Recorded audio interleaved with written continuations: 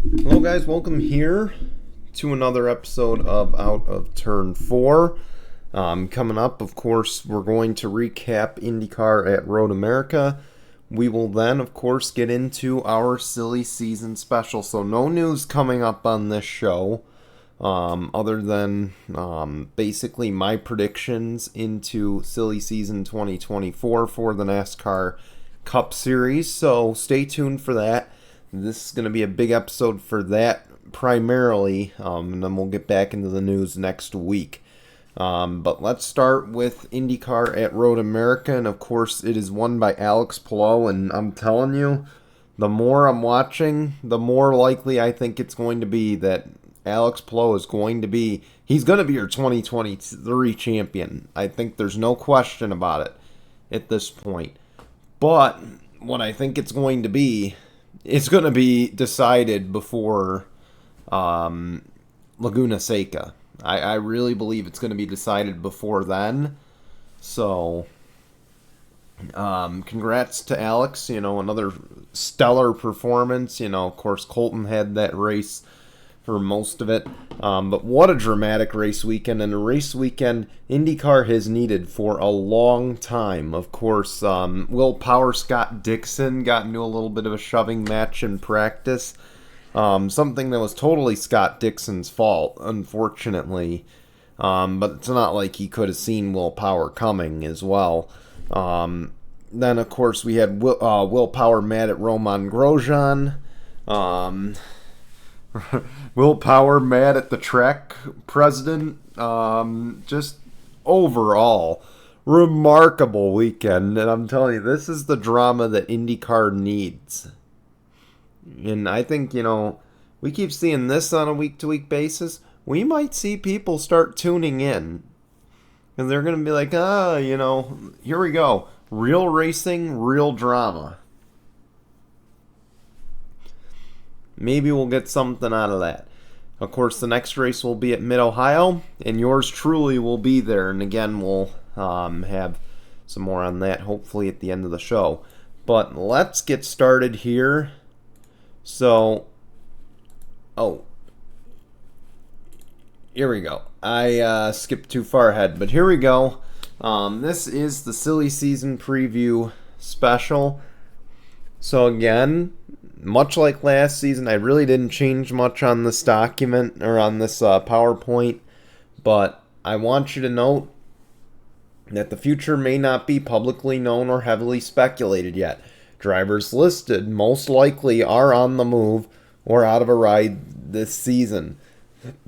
It does not mean that it's guaranteed they won't return. My guesses on destination are based on pure speculation, educated guesses. Unless I say otherwise, they should be taken lightly. So, I forgot to change this. Full-time rides for 2024. We begin with Team Trackhouse. We already know the two drivers that are locked in there. So we won't spend any time on Trackhouse. Let's go to Team Penske. Again, I don't foresee any changes. Austin Cindric, Ryan Blaney, Joey Logano, they will be back. Richard Childress Racing, I don't foresee any changes there either. Austin Dillon, Kyle Busch will be the drivers next season. Stewart Haas Racing, and sorry if I'm flying through this. Now here's the one where I do see some changes occurring. And the first one, of course, Ryan Preece, I think will be in the 41 next year. I know there's speculation Cole Custer could come back up to the Cup Series. I don't think that's going to happen with Stewart Haas. Unless it's in the 10, potentially. So I'm going to lean toward Ryan Preece in the 41 next year. Chase Briscoe, he's going to be the leader of this team next year. Plain and simple. Okay, he's going to be the leader in that number 14. And again, this is something that's either going to be announced before the show previews, which would be just our luck, or something that gets announced this week. But it was confirmed this week Josh Berry will be announced as the driver of the number 4 for Stewart Haas Racing next season. So we know that Josh Berry, or we can all but confirm Josh Berry at least from when I'm recording, is that Josh Berry will be the driver of that number 4 next season, replacing Kevin Harvick. And then I'm picking Michael McDowell to drive that number 10 if Eric Almirola leaves. If Eric Almirola leaves, I think Michael McDowell's going to be the guy. Drew Blickensturfer's already the crew chief on that number 10, the guy who won the 500 with McDowell. I thought Zane Smith for a bit, but Front Row Motorsports has basically turned down every team asking to talk to him. So it is clear that I think we know what's going to happen with Zane Smith, and I'll talk about that a little bit later. But again, I think the main driver changes are going to be Josh Berry and Michael McDowell joining Stuart Haas to replace Kevin Harvick and Eric Almirola. Hendrick Motorsports, another team, no changes. It's going to be the same 4 next year. RFK, another team, no change, I think. It's going to be the same 2 drivers next year, Brad Kay, Chris Buescher. Spire Motorsports, I'm going to say Corey LaJoie is back. I know he had that hot seat ride with Hendrick. I think it's going to definitely put him on the radar, but seeing that it's so competitive in those top rides now, and we see how many of these guys have saved their careers, really, I don't foresee Corey LaJoie going to a bigger team. I just don't see it. At least not this offseason, but maybe the next one. I could see that being a potential. And then I'm picking Austin Hill to join the series full-time for Rookie of the Year honors, and I think he'll drive that Spire Motorsports number 77. There are rumors that are gaining traction that is where Austin Hill could go, and this team is just in need of another performance driver, and Austin Hill is having a breakout Xfinity season. He's good at the restrictor plates. He's a guy I think that could deliver Spire a win. So I think it's a good move if they bring in Austin Hill and get a little bit more of an ECR Tech alliance for the time being. So I think Ty Dillon's going to be out regardless, though, because he's just dog shit this year. Plain and simple, dog shit. JGR, another team. I think Denny Hamlin's going to re-sign, so I think we're safe with that. He'll be in the number 11. Ty Gibbs, he'll be in the 54 next year. There's no surprise there. Martin Truex, I think, it looks like he's having fun this year. I know he said he's going to reevaluate. I think he's going to go one more year. Don't quote me on it, but I think he goes one more year. And then Christopher Bell, I think, will be back in the number 20. Now, assuming Truex decides, I've had my fun, I don't think I want to return, I think there's a possibility that we could see Sammy Smith and maybe John Hunter get called up, or maybe they buy out Tyler Reddick at 23-11. But that last one is a little bit of a long shot. So I think this will be the lineup next year. So no change for Joe Gibbs Racing. But again, that 19 is going to be the ride to keep an eye on as we get closer and closer to the end of the 2023 season. Rick Ware Racing. This one is a tricky one. We finally got a tricky one, guys. I'm going to say Riley Herbst. I think he's going to get a full-time ride with them. He brings sponsorship. Stuart Haas can help with the Tech Alliance part of it. I don't like Riley Herbst going to the Cup Series, but if he's got funding, I can see it being possible because I don't think those Stuart Haas rides are going to be options for him in the Cup Series. And then I'm picking J.J. Yaley. He's a guy who can help build this team. So I think Yaley in the 15, Herbst in the 51 full time for next season. I think Cody Ware's career's done. Colleague Racing. Another tricky one, but we know one thing, and it's not the first one. I do believe Allmendinger's going to return, but I think Justin Haley's going to be back. I think it's gonna be a year-to-year thing. They're gonna bring him back. Chandler Smith is going to put that pressure on him, I think, next year. I feel like next year, and again, I'm getting ahead of myself, I feel like next year could be that breakout year maybe for Chandler in the Xfinity. Where even this year, I think if he wins a championship for Colleague Racing, you got to question then, how safe is Justin Haley? Because the charters are, up in the air. I don't know if Colleague plans to expand to a third car, if they have the money to do it. So he's a guy I think that's going to be on the hot seat, not necessarily for performance, but for the fact that Chandler Smith is coming up and there's only 2 charters on this team. The other guy is AJ Allmendinger, and let's face it, this guy is going to be secure with Colleague Racing as long as he continues to race. The team loves him. He loves the team. He's going to be there as long as he has to be, or as long as he wants to be. So he's there until he retires, and it's good for AJ. Wood Brothers, no change. Harrison Burton. I heard rumors about Stuart Haas, and I hope they're not true.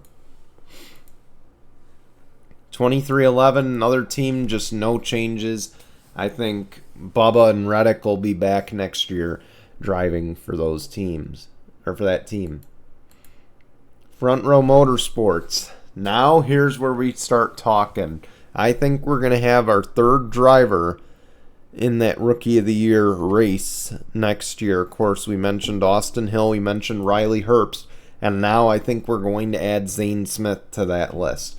So Zane Smith, I think, will drive that number 34 based on the rumors I'm hearing. Now, again, I stressed in the beginning, it's pure speculation. This is rumored, and I think it's going to happen. Front Row has really taken some big steps forward in the last few years. Michael McDowell is 38 years old. He's done what he can to help build this team, and he's done an incredible job. And I think, the next gen has been very, very kind to Front Row Motorsports, because I would rate them personally, if not the top Ford team, definitely the 2nd or 3rd top Ford team right now.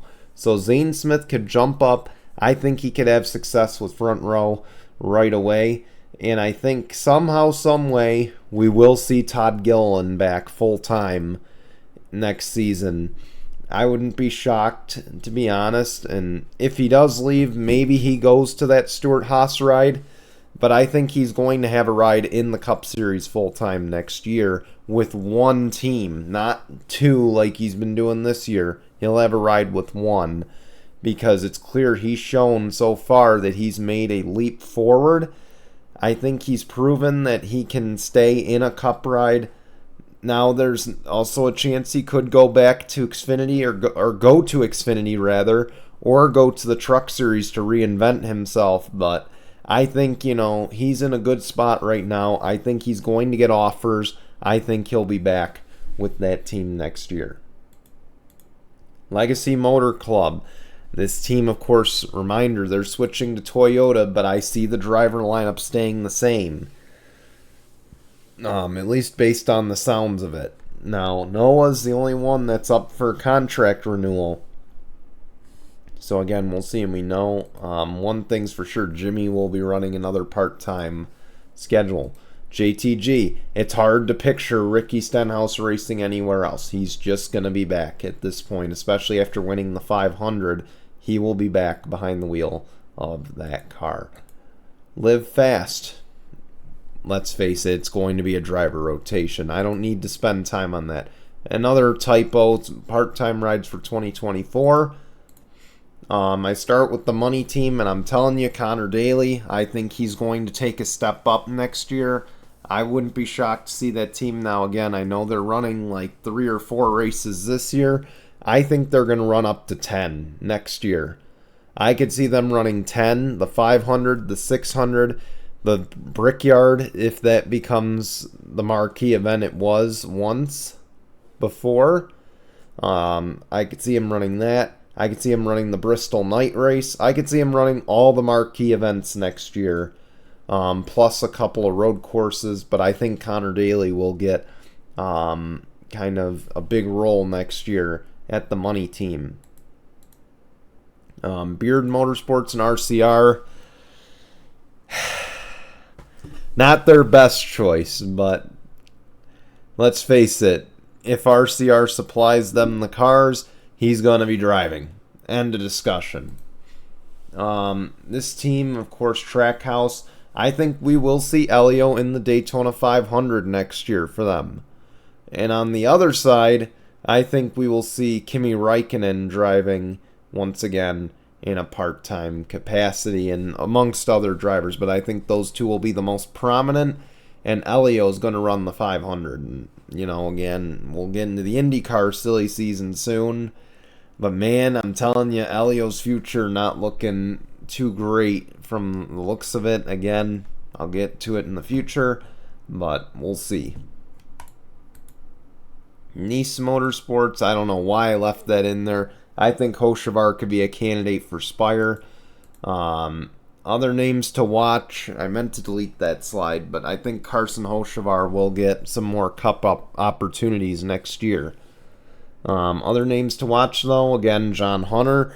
What does he do next year? Who knows? I put Cole Custer in there.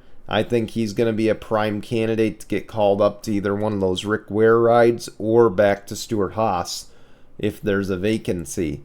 Chandler Smith, again, I mentioned it earlier. If he wins a championship and the deal with Justin Haley hasn't been worked out, is he going to put Justin Haley, is he going to put that team in a pinch or in a tough situation of who do we keep, because AJ's not going anywhere. And if they get rid of AJ, they're going to stall any progress that they made. So I think Chandler is going to be one to watch, whether it's full-time, part-time, but he'll be at Colleague next year, I think. Sammy Smith, again, if Martin Truex retires, he could be one of the guys along with John Hunter that's vying for that ride. And Sammy would be, I think, the bigger one because, again, he brings sponsorship from Pilot Flying J, so it'll be one to watch. And then I predicted this. Now, last year I did the full schedule. I'm going to say the new Cup tracks in 2024. I'm predicting Montreal is going to replace Auto Club. It's going to be a one-year deal. It seems that talks are ongoing to bring international races into the schedule, and it sounds like Montreal is going to be the first up, that Circuit Gilles Villeneuve track. Road America, I think, will be back. And again, I think it'll replace Chicago Street. We know the politics behind it have been god-awful. So, I know Chicago Street's on a 3-year deal, but I think it's going to get nixed after this year. I'm sorry. This one, there is traction to it. North Wilkesboro taking the Bristol Dirt Race, it seems, is going to be happening. But I also could see the potential that it takes the first Darlington race. Now, I don't want to see Darlington lose a date, but there's a possibility. Again, I don't think it'll happen, but it wouldn't shock me. Seeing how they're going to be, I think we're going to see some drastic changes in 2024. Indianapolis, I think it's all but confirmed they're going back to the Oval next year. There's been so much backlash from the drivers, backlash from the fans, that the marquee event was taken away, so I think it'll be back. Then number 5, I think Rockingham is going to host the NASCAR All-Star race next year, and of course take the truck points race. So I think we'll see Rockingham back. I know they want to rotate it amongst grassroots tracks. I think at this point Darlington qualifies as that grassroots track. So we will see it back on the schedule. And I think that's it, guys. So, alright, so now we'll make our picks for this weekend in racing. And again, we have Nashville coming up. Truck Series, I'm picking Zane Smith. I think he'll get the job done at Nashville. Now, if Ryan Preece runs, I think he's the guy. I think he's my dark horse in the Cup Series, but I haven't gotten that far yet. Xfinity, we know AJ's going to drive the number 10, but I can see, I feel like it's going to be a Justin Allgaier type weekend. And then Cup Series, I said Ryan Preece is my dark horse. I'm going to go Chase Elliott, though. I think he's going to go back-to-back. He's going to get his second win at Nashville, and I think this is going to be the end of this, will Chase make it? Will he not? Playoff discussion. So I'm going to predict Chase to make it. All right, thanks for watching. Thanks for seeing the special. We'll be back next week on Tuesday with another out of turn 4. And then, of course, we're on the way to Mid-Ohio for IndyCar, so we can't wait to bring you some live video on Facebook. And we'll see you then. Till then, goodbye, everyone.